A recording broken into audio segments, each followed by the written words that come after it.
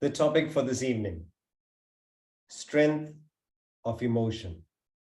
So in the previous session, we were talking about how to elevate the quality of our action, how to use action so that it is something that enthuses us, something that moves us towards mental peace, success, but also spiritual evolution. And the beauty of it is, it's all aligned. So often when people talk about the spiritual path or evolution, they think it's not compatible with being successful or enjoying the finer things in life. It need not be so. The beauty about the spiritual path is that it takes care of all facets of your life, all facets of your personality. As you grow into higher circles, it includes the smaller circles. Now, one of the criticisms of Vedanta, and that's the topic for today, is emotion. What role does emotion play in Vedanta? And one of the key disciplines that we've been recommending, almost as a refrain after every single class, is, what is it? What is the message almost after every class?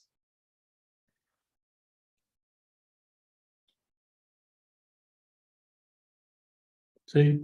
Reflect and introspect. Reflect, introspect. And what does that do? Changes your thoughts maybe for the future. When you're thinking something and you realize that maybe the thoughts are the old thoughts and you need to change them. So, it gives you a perspective on future life. So you're right, Smita. For all these aspects, whether it's how to use the future, how to reflect, introspect, the bottom line is develop the intellect, develop the intellect. We've been saying this constantly. And in fact, if I ask you any question during the classes, if you answer develop the intellect, 50% of the time, you'll be right. Mm-hmm. Because that's what it boils down to, this development of the intellect. So then one questions, what is the role of emotion? Does emotion have a role to play in Vedanta? And because of the focus on development of the intellect, people find those who pursue the spiritual path, those who pursue Vedanta, devoid of emotion. Callous. Not so. Vedanta only changes the quality of the emotion. You're not impulsive. You don't wear your heart on your sleeve. You don't react to every single aspect. It changes the quality of emotion from sensual to sublime, from personal to impersonal, from selfish to unselfish, from preferential to universal. And this is it. Emotion is part of being human. Every human being is made up of a body, mind, and intellect. We know this so well now, BMI. The body is the acting instrument and the perceiving instrument. Our mind is the feeling, emoting part of us. And the intellect is the thinking component. So take a moment just to have a look at this diagram. What it means is that a human being is a feeling and thinking being. We covered action in the previous sessions. Now we're moving towards feeling and thinking. Feeling and thinking. Not just thinking, feeling as well. So to have emotion is to be human, but thinking also. And how do these two interplay? How do we use emotion and reason to get the most out of being human, to get the most out of elevating our personality? The advice that Vedanta gives us is that emotion is a virtue. It's a wonderful thing. Embrace it. But there's a disclaimer. What is the warning? Should we have emotion? Yes. If you don't have emotion, you're a stone, a statue, a plant. Then what? What is the advice? Or what is the warning? Don't let it overwhelm you. Don't let it overwhelm you.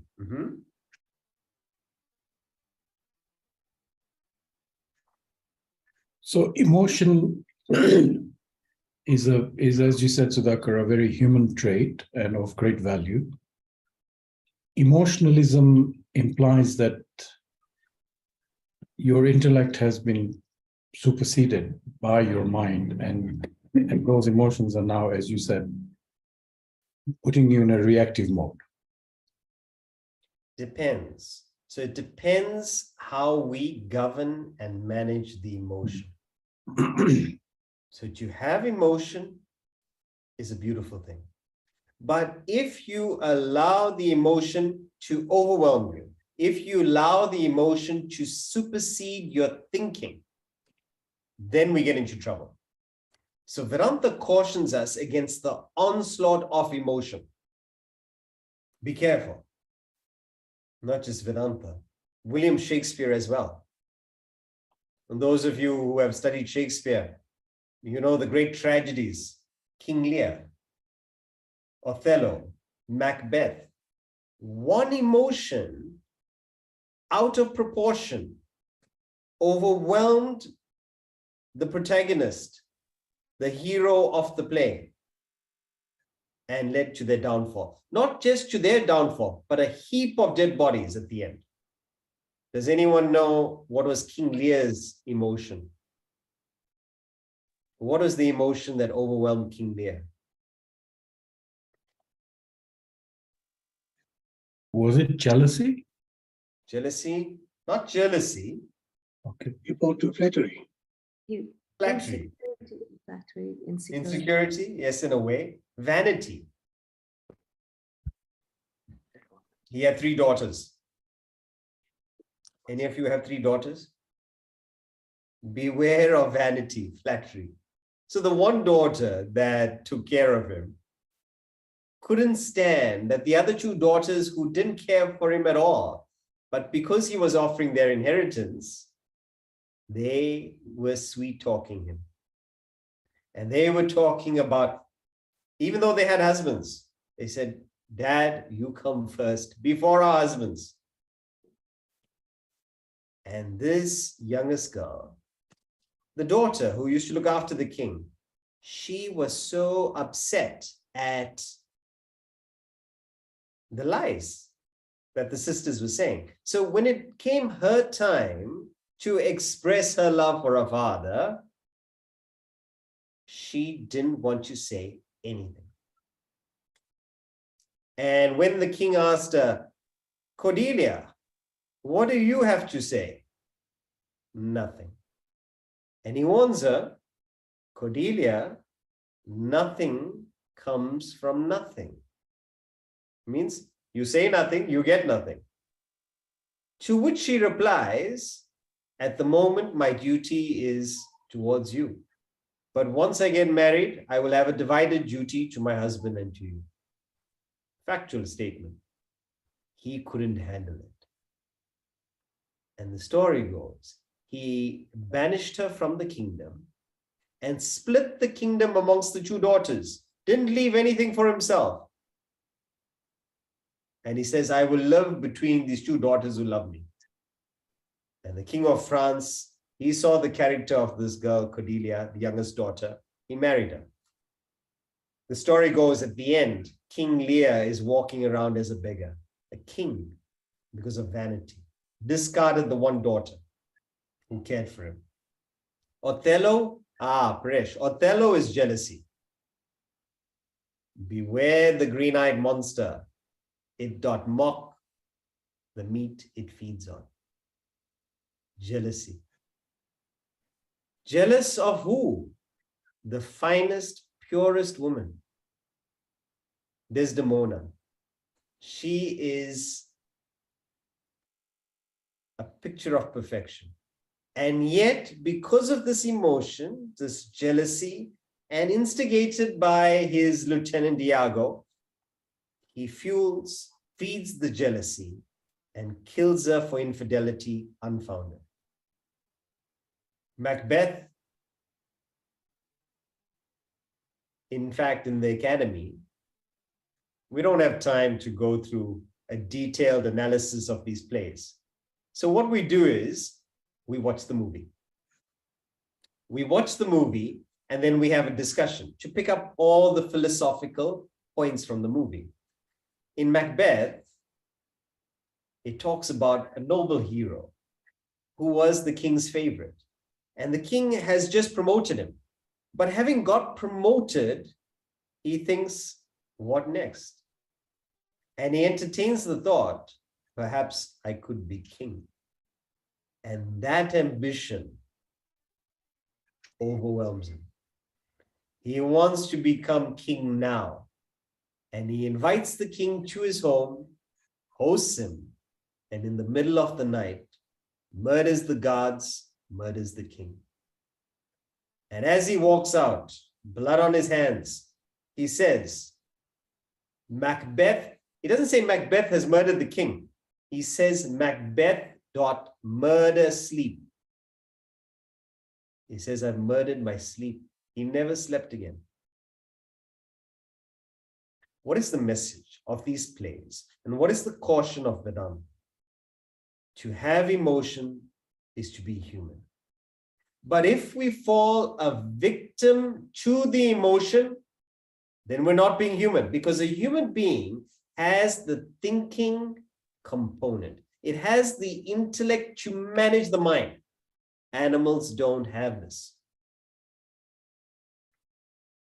If you look at the three species, so have a look at this diagram. You've got a plant, animal, and human being. Okay? So BMI, does a plant have a body? Of course. Does it have a mind, feelings? Does it experience jealousy, ambition? For all purposes, no. For all purposes, because some say that they react to particular types of music. Is that subtle enough to be called emotion, the mind? We say no. Intellect, is it able to discriminate? Is it able to choose apart from its nature? Not at all. What about an animal? An animal has a body, has a mind, feelings, but it does not have the intellect to control the mind. It does not have the intellect for choice of action. A cow cannot become a meat eater. A tiger cannot become a vegan, even if it's from California. Not possible. Why? No intellect. If a dog sees an attractive mate passing by, it has to act on its impulse. It chases the mate. But as a human being, you may appreciate an attractive person walking by. Some might argue, okay, you go after the person. And some people do. Intellect comes in. We need not act on that impulse. A human being has a body, has a mind, and an intellect. Has great feelings, but the feelings are managed, filtered, discerned, governed. So picture a statue or a plant, no feelings, no thinking. animal has feelings but gets affected by feelings. Those of you who have pets, you know this. How happy the dog is to see you when you come home. It knows the noise of the car door is jumping. Paresh is jumping. Wants to get through the window to come and greet you. The dog is so happy to see you, so much of emotion. Sometimes you're preoccupied, you don't have time for the dog. The dog is so happy. I know some dogs, they actually sprain themselves because of thumping so hard out of excitement. They have emotion, not able to control the emotion. But as a human being, you can feel emotion. But you need not be affected by the emotion. You need not act on the emotion. You need not express the emotion if it's negative. Let us conceive this, because this is a powerful thought. We are able to separate emotion from affectation. In the world today, people can't tell the difference. So if they're experiencing an emotion, they identify with the mind so much that they're not able to act if it's a negative emotion. Or they get so excited, they're not able to think clearly. We're not saying suppress the emotion. We're not saying dismiss the emotion. But if you have a strong enough intellect, you can have the emotion and function perfectly. All of us have experienced the death of a loved one. Perhaps during COVID, a few loved ones. What is that emotion of grief? Can you have the emotion but still continue functioning? Can you have the emotion and not be incapacitated? And it's so challenging because you're feeling the loss, and yet you have to organize the funeral. You have to take care of so many logistics, so many administrative duties. You've got to make decisions that you haven't thought about or prepared for. So challenging. Are you able to do what needs to be done? This is the challenge. Can you experience the emotion and not be affected? What's the opposite? There was a gentleman, one of my colleagues, his father. The father was extremely stressed. He was in debt. And the people that he owed were pursuing him to pay up. He didn't have the funds. And he had a stroke from the stress. He had a stroke, he was paralyzed, couldn't speak. And when the wife saw what is happening, that the husband had a stroke, what was her reaction, anyone? What would you do in that situation? Peter? Well, you would be upset. You'd be sad. You would be panicked in some way if that happened. And what action would you take if you see your spouse having a stroke?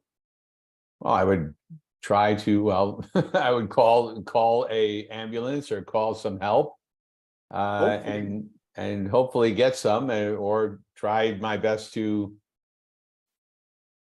I don't know what I would do. Done, right? So Yeah. So you would call for help, you would get them to hospital, see what can be done. The lady saw her husband having a stroke and she had a heart attack. So now the children had to come in, and instead of taking care of one parent, they were going to either side of the hospital.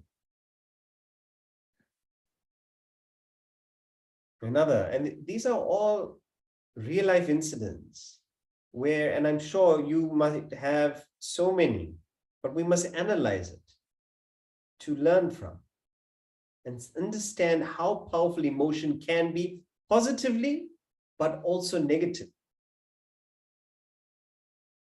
A lady was cooking in India and she had a sari. She was wearing a sari and she turned to go and get something, and the end of her sari caught the gas flame of the stove. And because the sari was synthetic, it very quickly started spreading.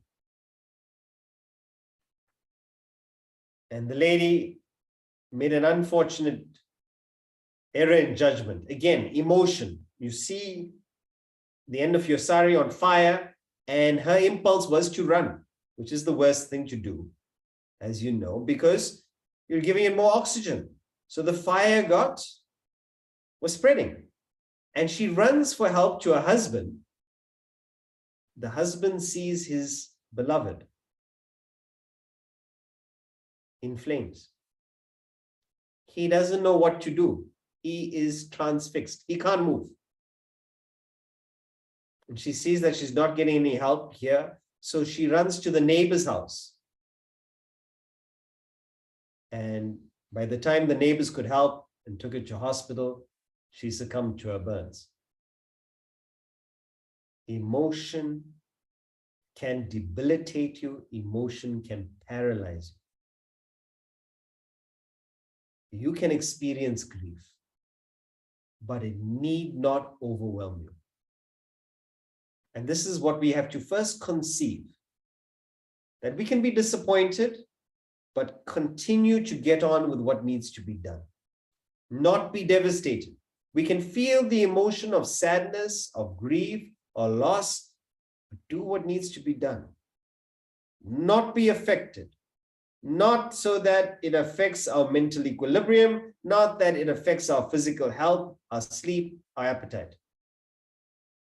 But for that, a human being needs to have feeling that we all have, but also thinking.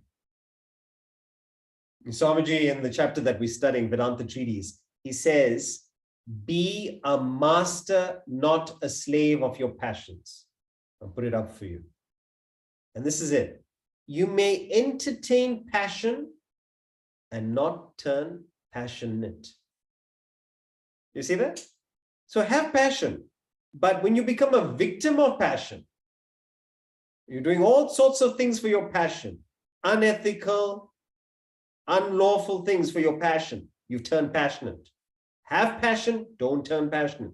Harbor emotion and not become emotional. Have sentiment and not be sentimental. To have emotion is a virtue, but never let it overtake your intellectual judgment. Never let it affect you. Be self-sufficient. Your head should be above your heart. As human beings, we're designed that way. The intellect, represented by the head, the mind, there's no actual feelings in the heart, but we say that the feeling centers the heart. It's not really the center of feeling, but we say that in common language. Head over heart, standing. An animal is on 4 legs. Head and heart is in the same line. Stand tall. Head over heart. Like the village preacher.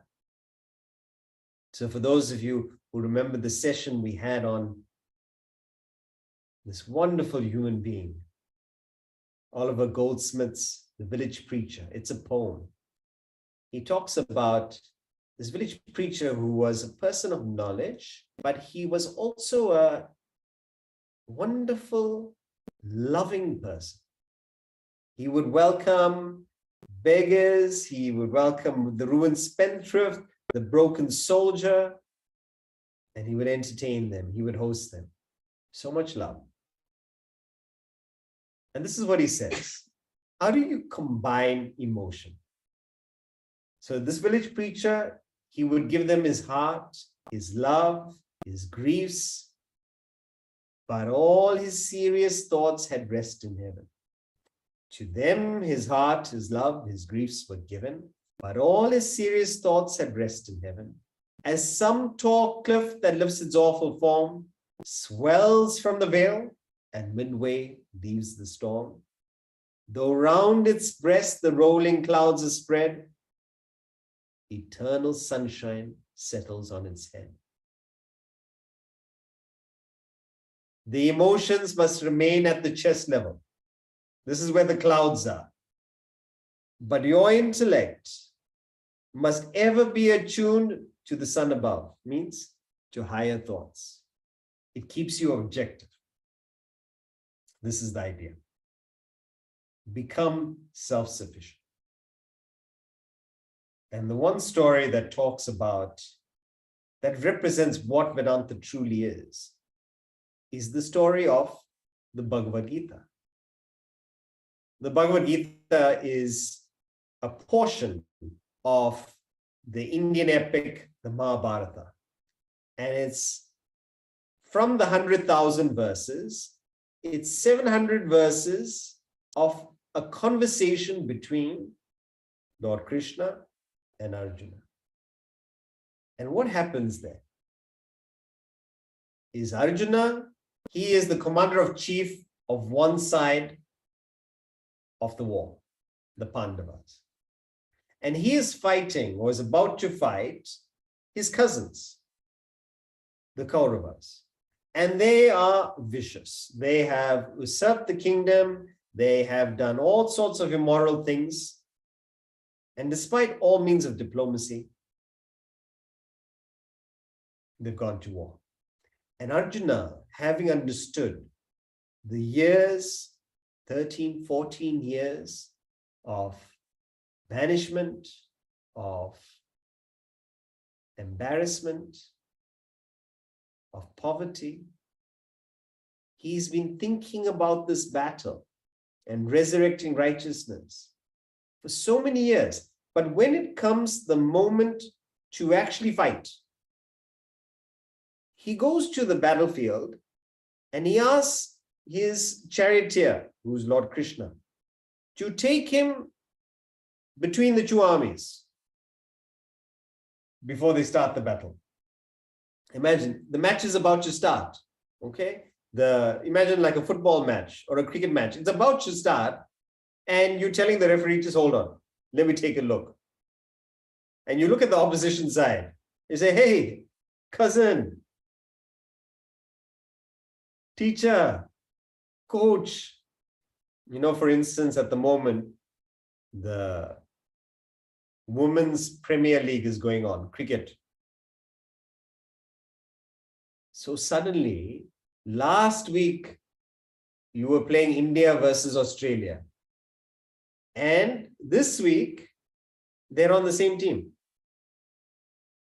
It's all mixed. So imagine people you've grown up with, you've trained with, you've been educated with, now suddenly they're on the other side. And this is what Arjuna is seeing. He's not seeing his enemies. He's not seeing the people who brought the country into immorality, unrighteousness. He is seeing my cousin, who we used to play Xbox with. We used to play arcade games with. He's thinking about all these things, not the enemy. And he gets so emotional that he collapses. He's not able to fight. Right before the battle. And he surrenders, fortunately. After wasting one chapter of the Bhagavad Gita, complaining and rambling and spewing out all his feelings, he surrenders to Lord Krishna and says, Krishna, please help me. I don't know what to do. I can't fight. My knees are weak. He collapses. And Krishna gives the message, the philosophy, essentially of Vedanta. And the message is, get up and act. Resurrect yourself. Don't become weak by this emotion. Do what needs to be done. And the story goes, Arjuna gets enthused. He is imbued with a higher purpose to resurrect righteousness in the country, and he defeats the Kauravas. This is the story. And this is the message. Arjuna represents all of us. We're all great heroes. We can give advice to others. Even now, you can go and give this Vedanta lecture to somebody else, your children. But when the battle comes to you,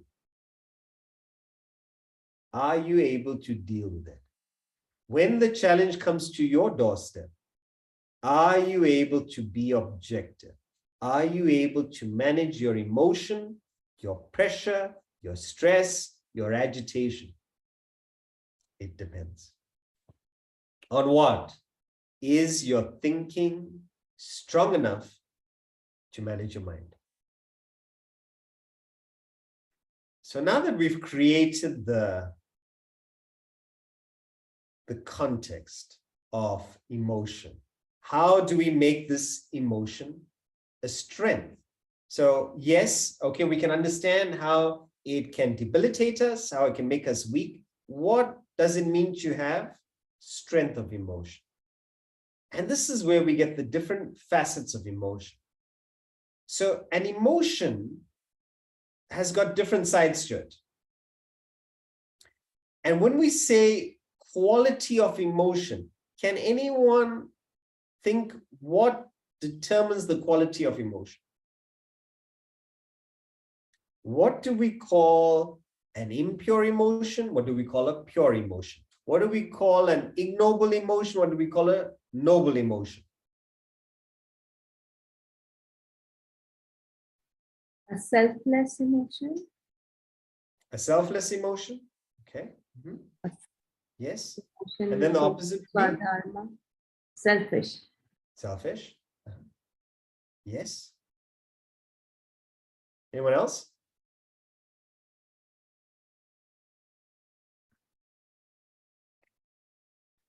That's it. How egocentric is your emotion? You remember we covered this word in the last session? How full of me and my is that emotion? So the one spectrum of emotion, if it is selfish, if it's concentrated with me and my, it's egocentric, it is an impure emotion. To the extent that emotion is free of your ego, it becomes pure. It elevates you, it lifts you. So we want to move from impure emotion to pure emotion. Why? Remember the diagram. Every human being is made up of the material component, body, mind, intellect, and is made up of the spiritual component, the real part of you, which doesn't change.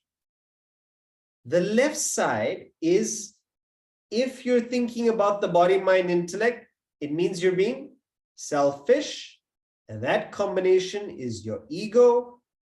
Anything that caters to your body, mind, intellect means you're being egocentric. So when you have an emotion, how much ego, that's the left-hand side, is there? And how do you get to the right-hand side? How do you purify the emotion? Dilute the minus. Pour some, I'm not sure what you pour some knowledge, pour some Vedanta, dilute this meanness and minus and this full of egocentricity. Dilute it. Dilute that ego. It spoils everything. How does it spoil everything? Why is concentrated ego, selfish emotion, a negative thing? What does it do?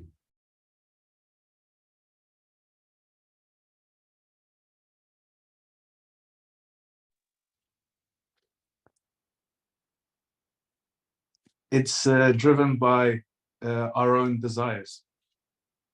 It's driven by our own desires. Yeah. But why is that negative? Because your desires are dimensionless and directionless. Right. So you can't fulfill it. Okay, so Yes. you're always dissatisfied. Yes. Great, Anna. What else? So what happens as well, it clouds the mind. As a result, the intellect is not available to think. You can't think clearly. Okay. And with pure emotion, you can? Yes, I'm sure you can. Why? What does impure emotion do that allows that pure emotion? Why is pure emotion better for thinking? Because it's more unselfish, it's thinking of others than yourself. It Whereas almost- but the an impure motion is more negative. It's always thinking about what I want rather than the others. The beauty of the subject, and you're right, Vasu. The beauty of the subject is getting the principle behind it. Why do we call something good? Why do we call something bad? Why do we call something pure and impure? The reason is, and this is it, an emotion is rendered impure or ignoble is when it agitates you. Selfish emotion causes agitation. As you mentioned, when you're agitated, you don't think clearly. When you have a pure emotion, you're calm. You're able to think better. Yes. So, number one, an impure emotion, a selfish emotion, causes agitation. Probably because of all the desires that it's creating. It's never fulfilled, as Anar mentioned. The second aspect of the impure emotion is it destroys relationships. So the emotion that you have, if it's a selfish emotion, it will not attract people. In fact, it will repel people. So it destroys relationships. And then the last one, it disturbs and impedes your spiritual evolution.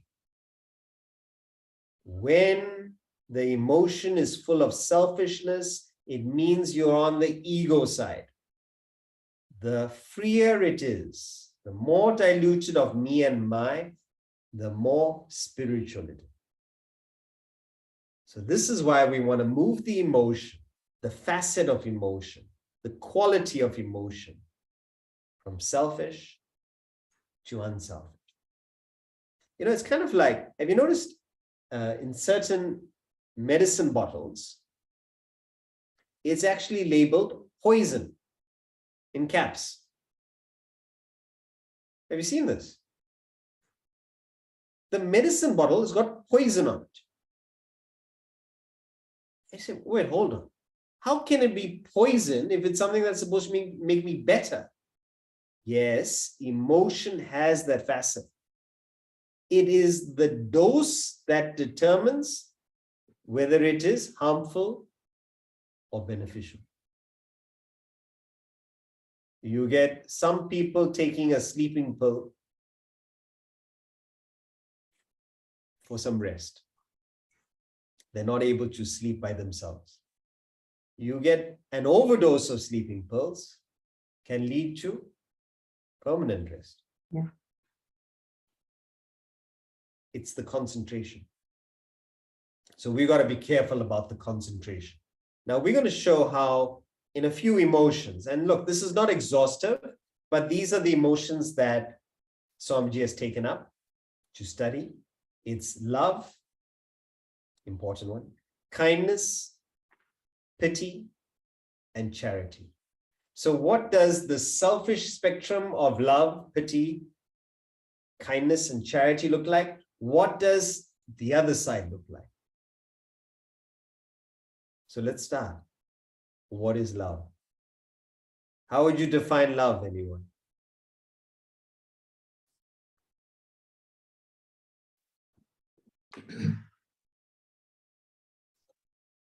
Yes, no. Identification with someone else. Oneness. Identification. Extreme fondness. Oneness. Love is identification, oneness. And when you have identification, oneness, there is harmony. It's harmony with one and all. It's like how you feel about your body. The body doesn't have a fight with each other. Right hand versus left hand, arguing with each other. There's a oneness.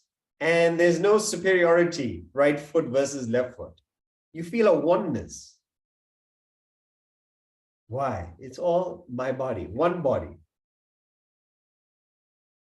So when there is this feeling of oneness or identification, note, there cannot be conflict. There cannot be confrontation. So if you have love, there will not be confrontation. Impossible. There won't be conflict. If there is confrontation, lack of oneness, differentiation, ego, you versus me, my body, mind, intellect versus your body, mind, intellect. What do you mean by that? My views versus your views. My body versus your body. You are threatening me, so it's my security versus your security.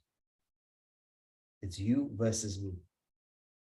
And when it comes to views and opinions, that's where it's a subtler form. We don't see it. You don't agree with me. Confrontation. It need not be. And here's the thing, you can disagree with someone, but disagreement does not mean conflict, confrontation. Oneness is about understanding. Oneness is about seeing the other person's point of view, understanding where they come from, why they do what they do. This is love. There's a beautiful saying. As you get wealthier, let us look at building longer tables, not higher walls. Longer tables means not that you and your partner sit further and further apart. You're talking across, your partner's on the other side of the table. Not that. You're inviting more people to share in your prosperity because you have a feeling of oneness. Now, the same thing you can look at is, as you're getting more wealth, you feel more insecure. Others want the wealth. So what are you doing? You're building a wall to keep others out. Insecurity. How do you have this feeling of oneness?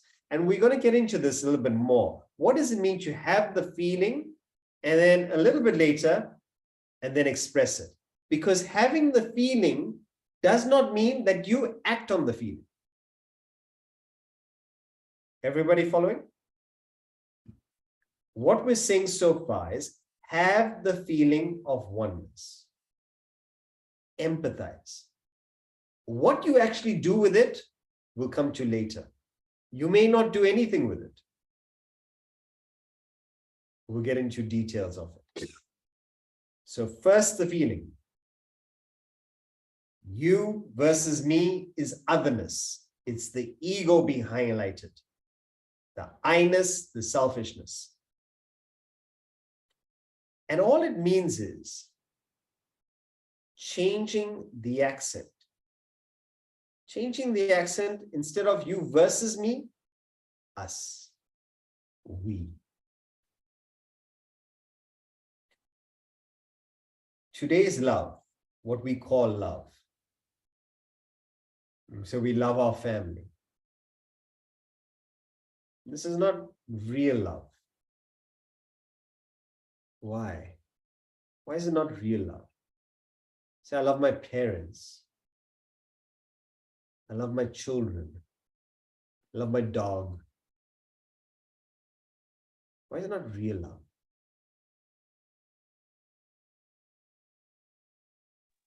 Because it's more attachment. What is that? What makes it attachment? It's not self. The feeling of the mind. It's not selfless. Yes. Yeah, it's not about them. It's not about oneness. What is it about then? About receiving Expecting- gratification oneself. Yeah. Kavitha? You're expecting something in return. You're expecting something in return, self-gratification, as Nicola mentioned. There's a feedback. You're getting something out of it.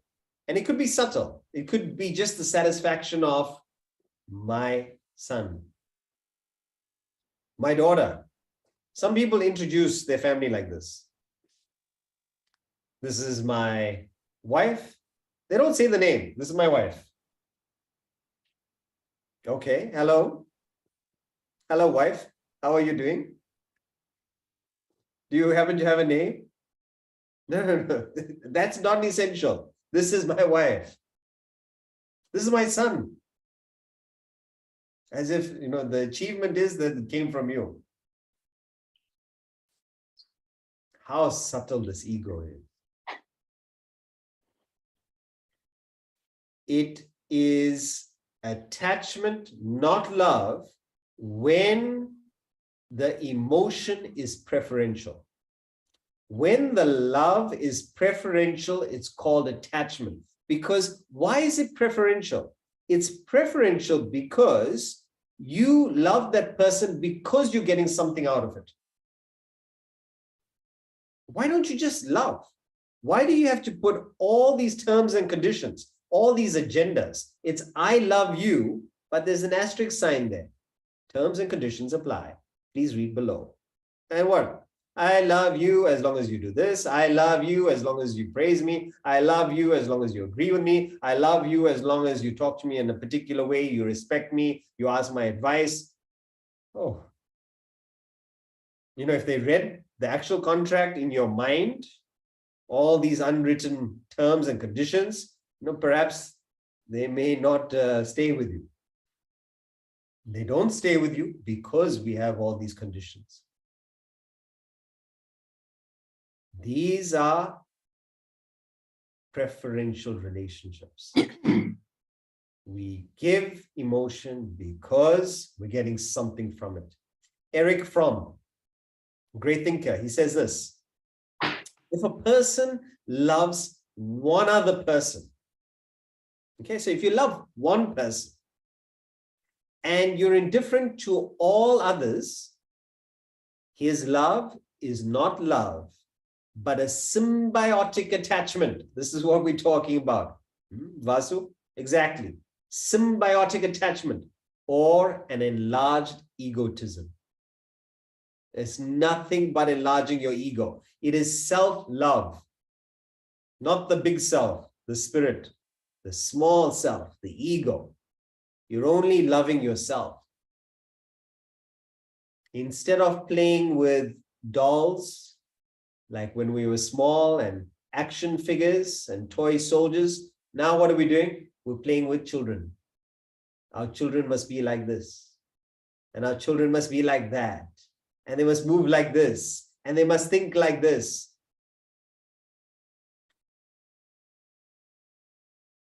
Preferential love. If you look at it, that relationship is transactional. So it's I love you. So there's a subject and an object relationship. What we want to move to is I and you combine.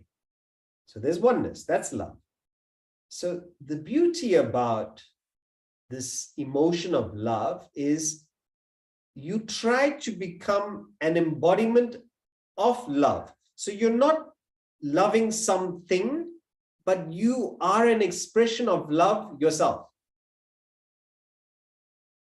Means you are this love radiator.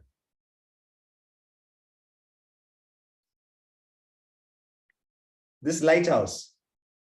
And whatever comes your way just experiences the love. There's no preference. If there is children and spouse in your radar, in your area of influence sphere, they experience the love. And if it's a complete stranger, That person experiences the love. This person becomes magnetic. The psychology of it is you're a giver. You're not a taker. Why? Because you're giving love. Why are you so popular? Why are you so magnetic? Anyone? Like you said, the love is oneness here. It's without self-centric ego. It's not asking for anything in return. Which is lovely. Just have love. As love. But the psychology of it is most people are takers. Most people are selfish.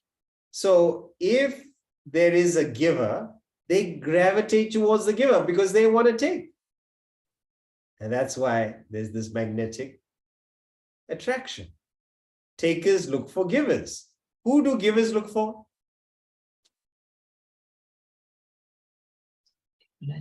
Givers, you can say, look for takers. Yeah. Why? Because you want to give love.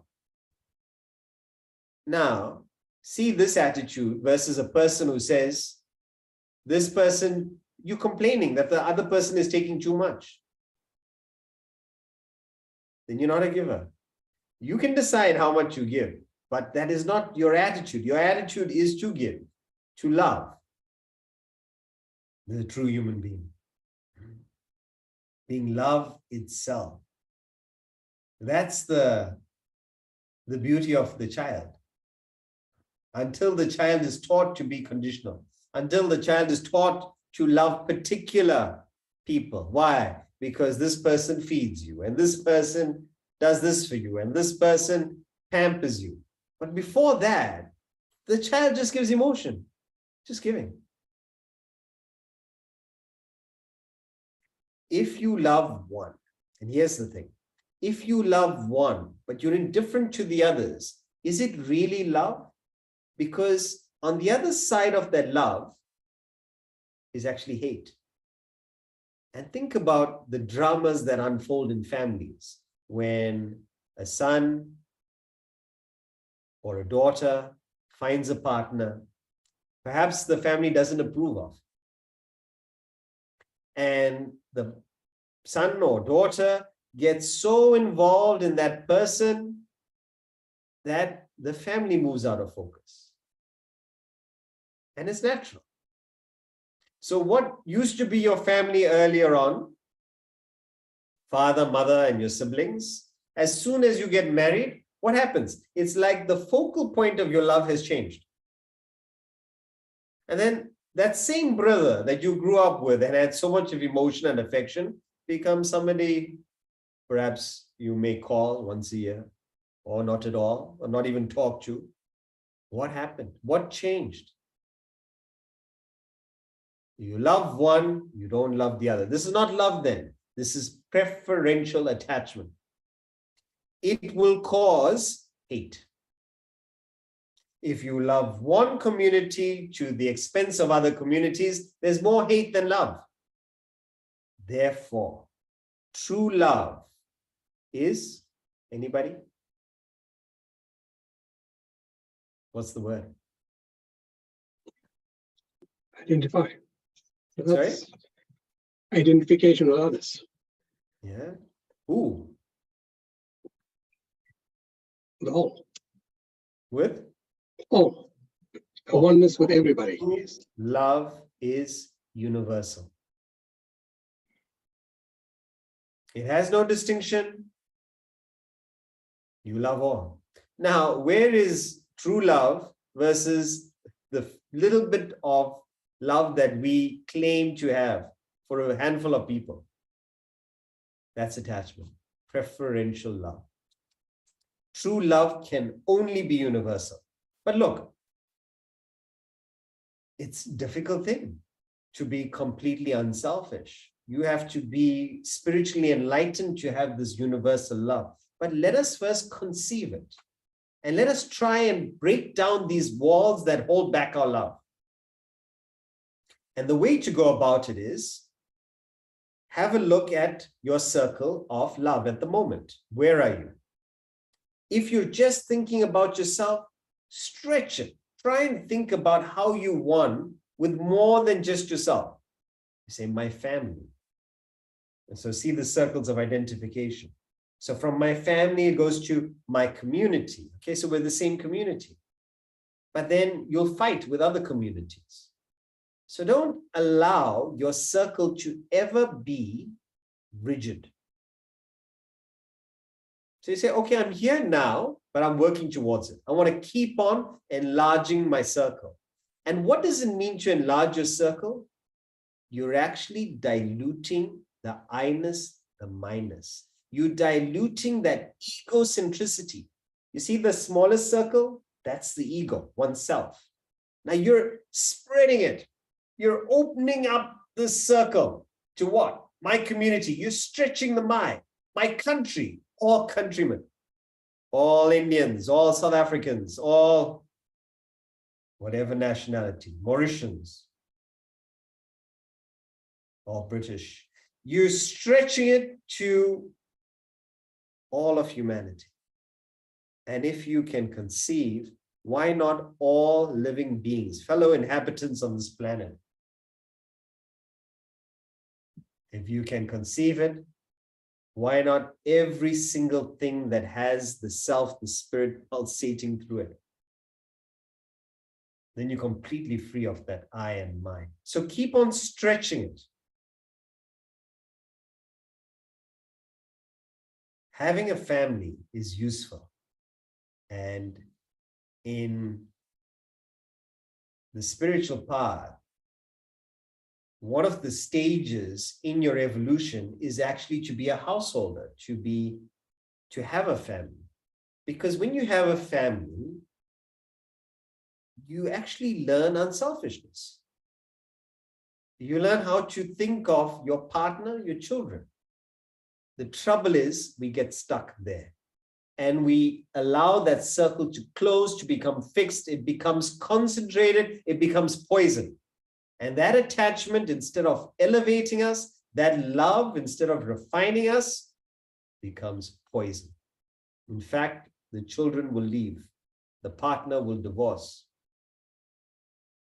But if we keep on expanding the circle, expanding the love, allowing it to radiate. So you've learned it from being a family person.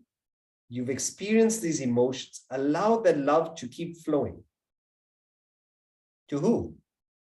To nephews and nieces, to uncles and aunts, to other people who have uncles and aunts who you may not be related to, who have mothers and fathers. Yes, you have a brother. But all brothers can be your brothers. All mothers are my mothers, all fathers are my fathers. In Indian culture, you call every older person uncle, every older lady, auntie, not related to you. It's uncle, auntie, which is very convenient if you don't remember their names as well. You just say uncle, auntie, uncle, auntie. It's that feeling of oneness. That feeling of we're all one big family. All brothers are my brothers, all sisters are my sisters, all wives are. Now that's where you stop. Don't abuse the philosophy. But the feeling is, no doubt, you have your children and you have obligations to your children. But why should your feeling be restricted to only your children? Why can you not feel for other children? You may not have the same responsibilities. You may not be obliged to other children, but why should the feeling be restricted? Let the feeling go and experience that peace. Enlarge your circle. Therefore, what do we take away from this session? We must perform our obligations, our responsibilities to our family, no doubt. To our employees, to our employers, to the teams that we work for. but let not our love stagnate. Our home should be the center and not the boundary of our affection. It should be the center. What? Radiate. Dissolve those walls of mindness and egocentricity. Allow that love to keep moving. Then that love lifts you, elevates you, and gives you beautiful relationships. But if you're attached, you don't enjoy. If you're attached to your children, it's filled with worry and anxiety. If you're attached to your car, you can't drive it properly. Every dent is a minor heart attack. If you're attached to your carpet, nobody can walk on it. There's no enjoyment, only suffering. Therefore, shift from attachment to love. How do you do that? Reduce the selfishness, enlarge your circle. So try and think, where in that diagram are you? Which circle are you in? And how you can practice more oneness, identify with the larger circle. Oneself, family, community, country, all human beings, all living beings, the environment. Love. Next week, we'll take up kindness, pity, and charity. And before we part, I just wanted to introduce, because many of you have not been associated with the author. So I just wanted to play a short video to introduce the author, and then we'll close the session there. So like the village preacher, this man is a combination of great love and great knowledge. Swami Parthasarathy.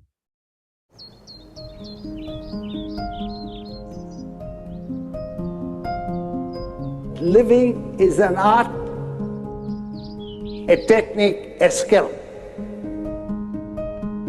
But you've got to learn it and practice it. That's what the wisdom all about.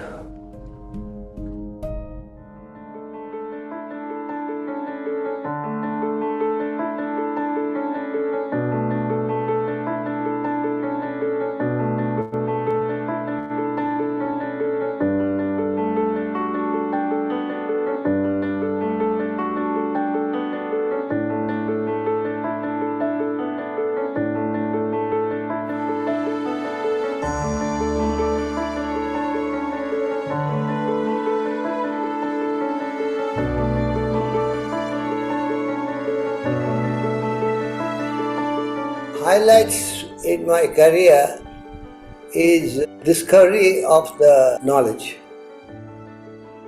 It's deeply embedded in the Upanishads, the Bhagavad Gita, and it took quite a while to understand what they're saying.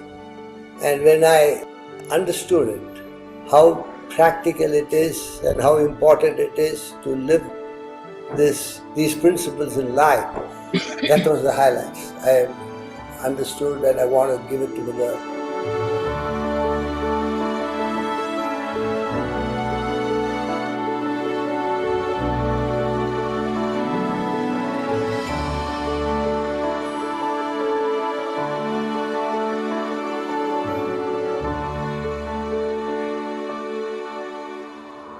Schools and universities provide information, knowledge, which gives you intelligence.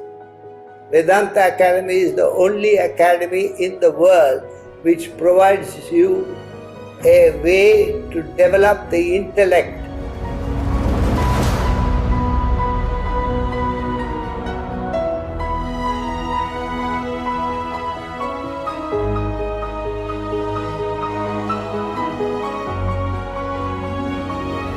Swami Parthasarathy is one of India's best-selling authors on Vedanta, an ancient school of Indian wisdom. He says that he knows the success or the secret to success in the life of harmony, something that we're all searching for amid the chaos of the markets. So you still play cricket, you still do yoga. Swami Parthasarathy lectures globally on disciplines. He's a mean spin bowler and even has advised the Indian cricket team. With cricket, SportsCenter has tracked him down to discover what feeds his unwavering passion.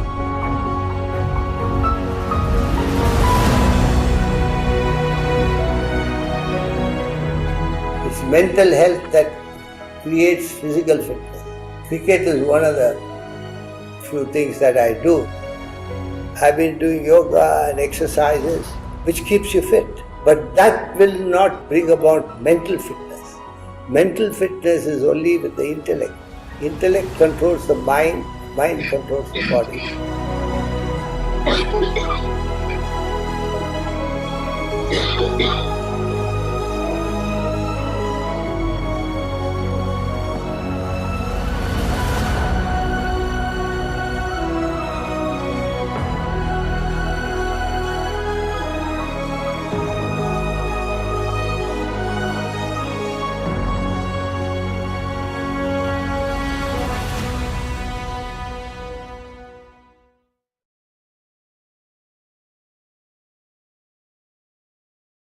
That's Swamiji.